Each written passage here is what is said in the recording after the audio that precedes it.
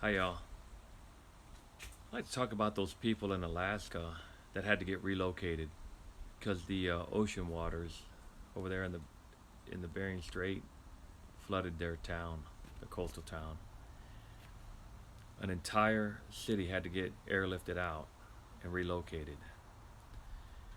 And if you ever look at the theme behind my videos, it's about food production and understanding that just because you're in the area that you're in right now and you might have lived there for 20 or 30 or 40 years, it doesn't mean that you won't get relocated. The idea is to be able to produce food wherever you're at right away and start a food production program. Okay? And let me talk about onions right here. These are long day onions and they're chives. They're never going to be able to bulb down here in the south because the south here is short day onion varieties. So chives are made out of long day variety onions, onions that grow in the north,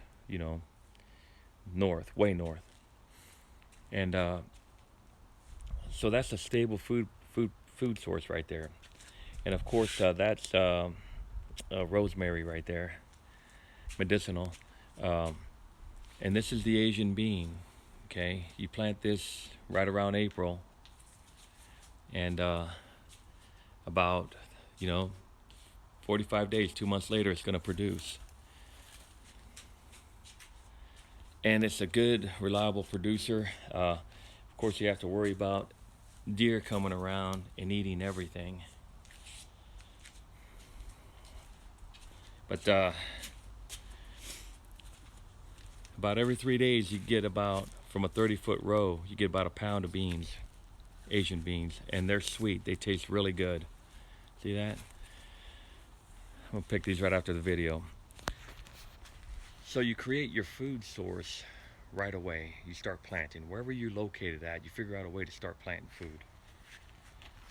And so that's the trellis for the beans. It's not, the deer broke into it quite a few times. If you can see, I had to put chicken wire up. And even still they came around. But got cilantro growing in there. And this right here is that prickly pear cactus fruit. This is the fruit on the prickly pear. I'm trying to get it to turn red. It's supposed to be like bright red. I picked it before the deer could get to it. And this is the sugar beet. I planted my whole field over there with sugar beets. And this is 1 year now, October. And you can almost see the crystals in there. You can almost see the crystals, sugar crystals shining in there. 20% sugar content. I'm going to chop it up and turn it into compost. And then these are beans, pinto beans. Takes 45 days before they start putting out food. But I'm letting them dry up to try to make it through the winter. Because when those Asian beans give out, these have to take over. Okay, so you got to figure out food production. That's very important, food production.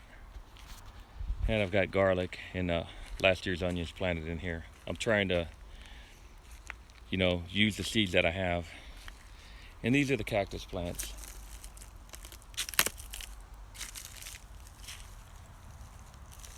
Planted in aged manure. I think it's at least 6 months. I'm gonna go find some more and get a little production going out here. You could eat the inside of the leaves. All right. Food, very important to know how to grow it.